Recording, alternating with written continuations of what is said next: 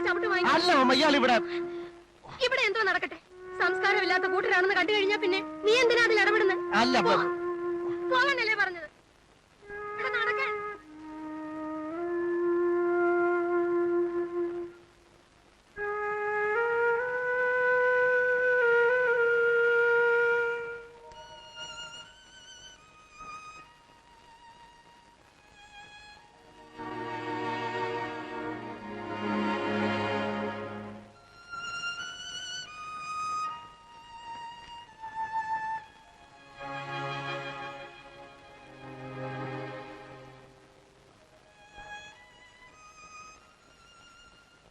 വെളുപ്പിന് പോവോ?